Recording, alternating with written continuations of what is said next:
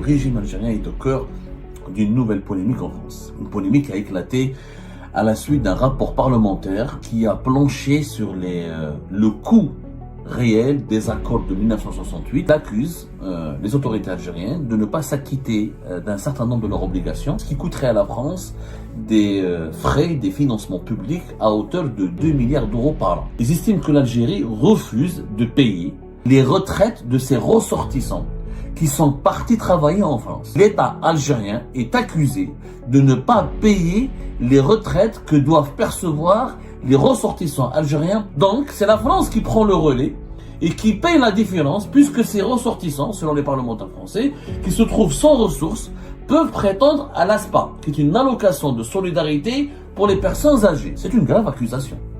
L'État algérien est aujourd'hui accusé par un rapport parlementaire français de refuser de payer sa part des retraites pour les ressortir pour ses propres citoyens. Tu leur verses l'équivalent en euros, autant de charges officielles, c'est leur droit. Ils ont travaillé. La retraite, c'est un droit, ce n'est pas un privilège. J'ai cotisé, c'est-à-dire qu'on a prélevé de leur salaire pour pouvoir financer leur retraite. L'Algérie, les autorités algériennes, les dirigeants algériens, le régime algérien est au cœur d'une nouvelle polémique en France. Une polémique qui a éclaté à la suite d'un rapport parlementaire qui a planché sur le coût réel des accords de 1968, les accords qui sont censés, qui ont été conclus entre l'Algérie et la France, qui ont été révisés au moins à 3 reprises, les accords de décembre 68 qui permettent à l'Algérie et à la France d'établir un cadre de relations bilatérales pour réglementer ou réguler et gérer les flux migratoires entre les deux pays. Comme il y a eu beaucoup d'Algériens et d'Algériens qui ont immigré, qui ont quitté l'Algérie pour la France juste après l'indépendance, pour trouver du travail, pour participer à la reconstruction industrielle de la France et pour de l'emploi et pour gagner leur vie en France, il y a eu cet accord de 1968.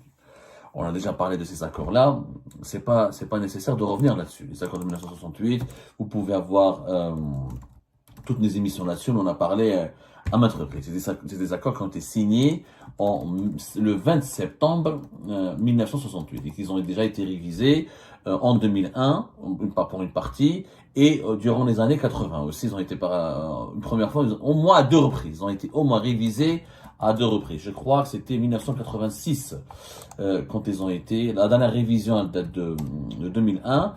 L'autre révision date, je crois, des années 80. Bon, peu importe. Voilà, 1985.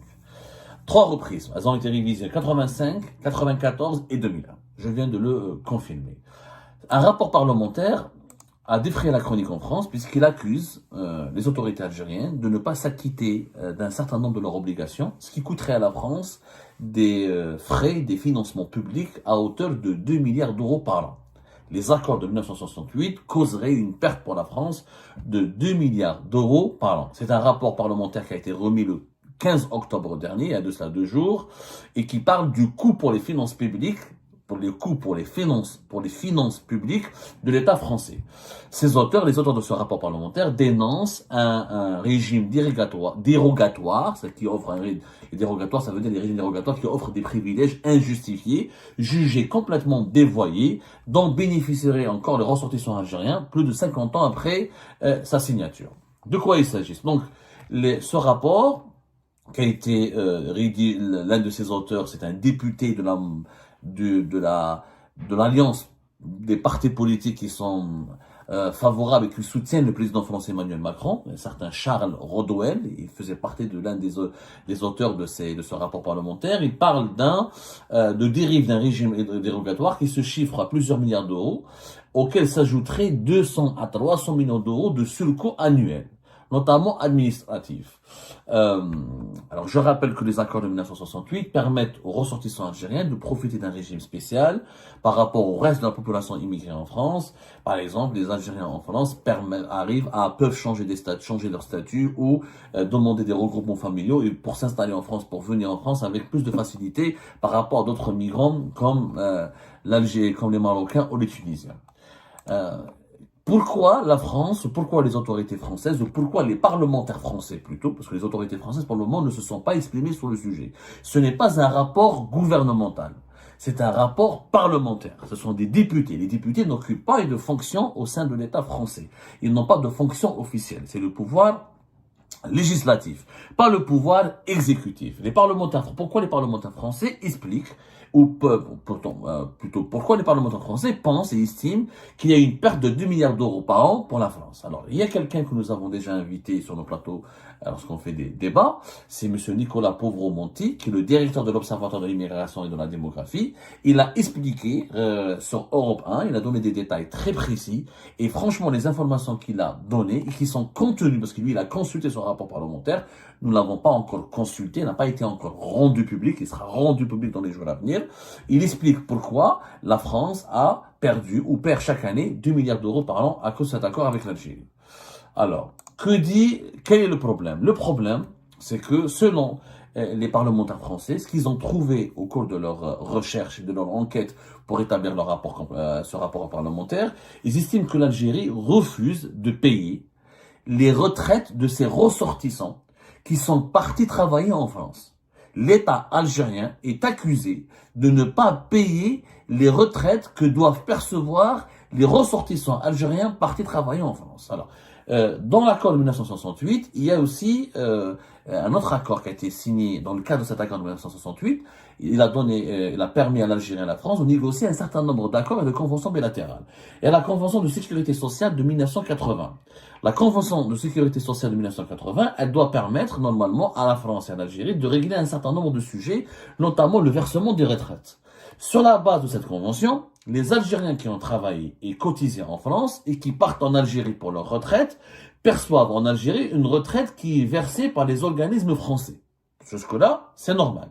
Mais normalement, selon ce que les parlementaires français ont découvert dans leur travail d'enquête sur les accords de 1968, ils ont découvert que l'Algérie aurait refusé la réciprocité. C'est-à-dire que les autorités algériennes refusent de verser les pensions dues à leurs ressortissants qui ont cotisé en Algérie et qui sont venus en France pour leur retraite.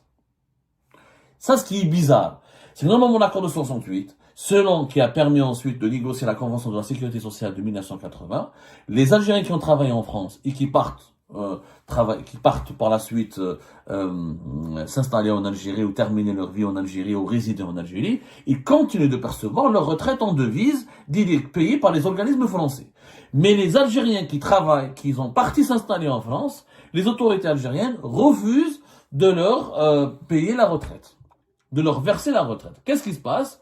Donc, c'est la France qui prend le relais et qui paye la différence, puisque ces ressortissants, selon les parlementaires français, qui se trouvent sans ressources, peuvent prétendre à l'ASPA, qui est une allocation de solidarité pour les personnes âgées. Alors, ce qu'on appelait auparavant en France le minimum vieillesse. Donc, en vérité, c'est la France qui paye pour le fait que l'Algérie refuse de verser ses retraites à ses propres citoyens. Donc, un retraité algérien, quand il vient en France, alors qu'il a le droit à une retraite de la part de l'Algérie, quand il s'installe en France, l'Algérie refuse de lui payer sa retraite, refuse de lui verser sa retraite, parce que pour elle, elle a quitté. Alors qu'il y a la Convention de 1980, qui normalement permet aux retraités algériens qui ont travaillé en France de percevoir leur retraite en Algérie après avoir quitté la France, et aux retraités algériens qui ont travaillé en Algérie, qui viennent s'installer en France, de continuer de percevoir leur retraite en France, mais payée par l'Algérie. Comme c'est la France qui paye les retraites des Algériens qui ont cotisé en France. Ce qui est logique. Je suis un Algérien, j'ai cotisé en France, c'est la France qui me paye ma retraite. Je suis un Algérien, j'ai cotisé en Algérie, c'est les autorités algériennes ou les organismes de retraite en Algérie, la Caisse nationale des retraites, la CNR, qui doit payer pour les retraités algériens. C'est aussi simple que ça. C'est pas compliqué à comprendre. Et normalement, comme nous avons des relations démographiques et humaines très importantes avec la France, comme il y a beaucoup de déplacements de population, notamment depuis l'indépendance du pays, il y a eu l'accord de 1980 qui permet, la Convention sur la sécurité sociale de 1980, qui permet aux deux pays, chacun d'identifier ses devoirs et ses droits et de préciser ses obligations. Donc, comme les autorités françaises ne veulent pas visiblement abandonner les personnes âgées algériennes qui s'installent en France à leur triste sort, c'est la France qui paye. Et le paiement de cette retraite fait partie, le versement de ces retraites payées par l'État français ou personnes âgées, la retraités algériens qui sont installés en France et dont la retraite leur a été coupée par l'État algérien, ça coûte un surcoût. Et ça fait partie de ces dépenses supplémentaires que la France doit supporter parce que les les autorités algériennes ne veulent pas s'acquitter de leurs obligations. Et ça donne une facture finale et ça participe ça participe à gonfler la facture finale qui est de 2 milliards d'euros par an pour les autorités françaises. C'est une grave accusation. L'État algérien est aujourd'hui accusé par un rapport parlementaire français de refuser de payer sa part des retraites pour ses propres citoyens qui ont cotisé à la fois en Algérie et en France. Parce que vous avez des Algériens qui ont travaillé une partie en France, qui sont partis travailler par la suite en Algérie. Vous avez des Algériens qui ont quitté leur travail en Algérie pour aller travailler en France. Vous avez des Algériens qui ont travaillé pour l'Algérie en France. C'est des situations très compliquées. On peut pas il y a beaucoup de spécificités, de détails techniques qu'on pourrait pas vous apporter dans une seule émission. On essaiera de faire un décryptage important avec un expert de la Convention sociale, avec un expert de la Convention de la sécurité sociale de 1980 qui visiblement n'est pas appliqué selon les accusations dont fait l'objet l'État algérien.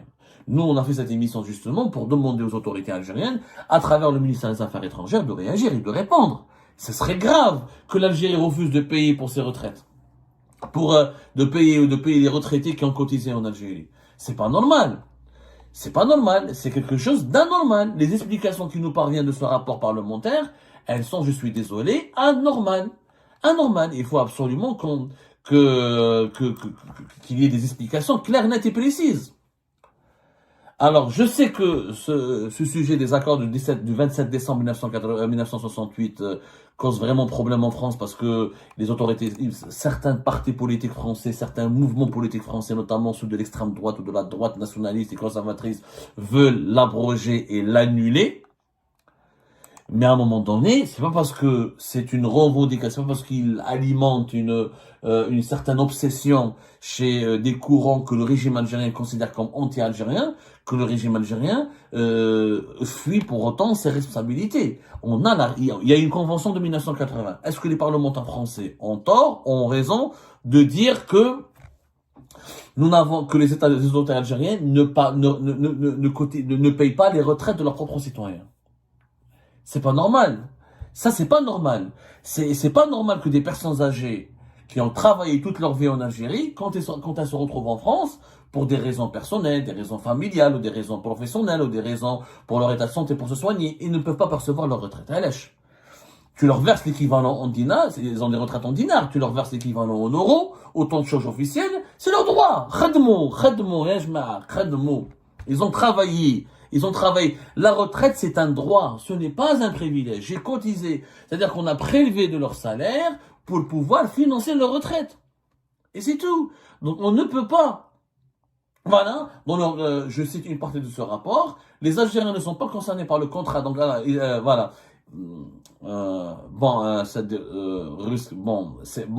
va établir en réalité, l'accord de 1968, il permet aux Algériens d'accéder au RSA, à l'allocation de solidarité aux personnes âgées, dès l'obtention de leur titre de séjour, sans condition de durée de résidence. Cette dérogation a été validée par le Conseil d'État en 2007, en vertu d'un texte de 1962, annexé aux accords d'Évian. Mais l'inverse, le retrait des titres sont quasiment impossibles pour les Algériens. L'accord de 1968 ne prévoit aucune clause de retrait ou de non-renouvellement d'un titre de séjour pour un citoyen algérien. Donc, comme ils ont le droit au minimum vieillesse, c'est, en France, vous avez deux types d'aides sociales. Vous avez le RSA, qui est le revenu minimal que tout citoyen étranger ou français doit toucher parce qu'il doit parce qu'il ne doit pas vivre dans la misère. C'est l'équivalent de 700 euros. Chaque année, il est révisé, etc. Le RSA est à combien aujourd'hui? Je vais vous dire. Le RSA est à 664 euros pour un individu.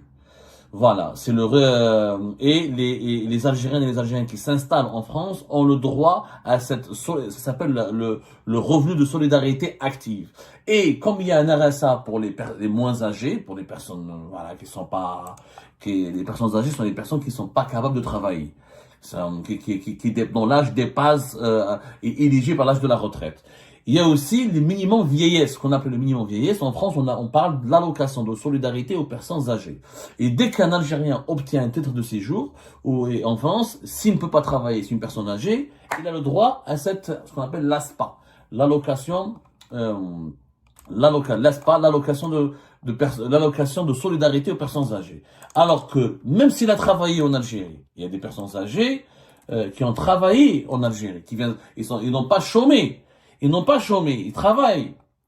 Euh, ils travaillent, mais l'Algérie ne leur verse pas. Le minimum vieillesse, normalement, est de 1034,28 € par mois.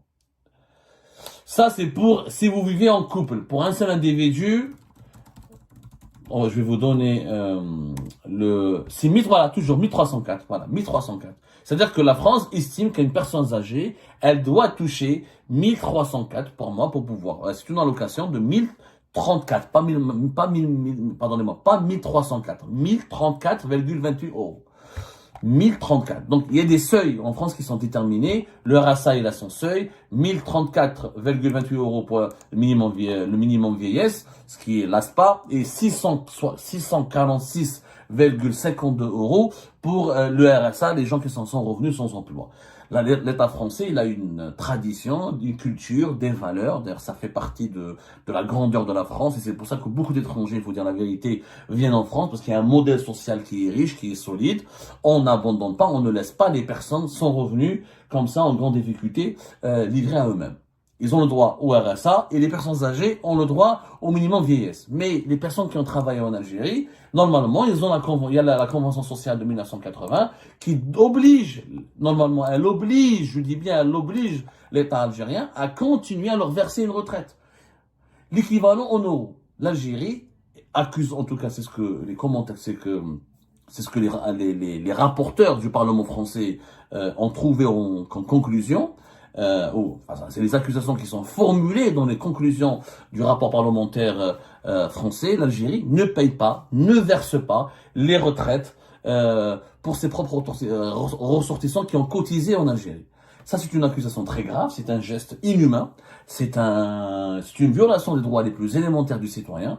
C'est vrai, je n'ai pas les moyens de le vérifier maintenant, nous sommes en train d'enquêter. Je crois que si les parlementaires français ont abouti à cette conclusion, c'est qu'ils ont des éléments matériels qui leur permettent d'affirmer un tel constat. Maintenant, aux autorités algériennes de démentir.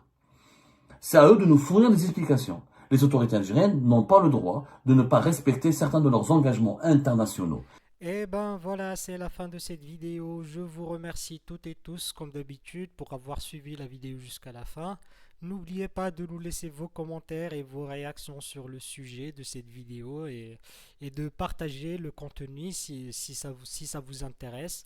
Et je tiens toujours à remercier nos abonnés et les personnes qui réagissent de façon régulière sur nos vidéos et qui nous suivent et qui nous laissent des commentaires.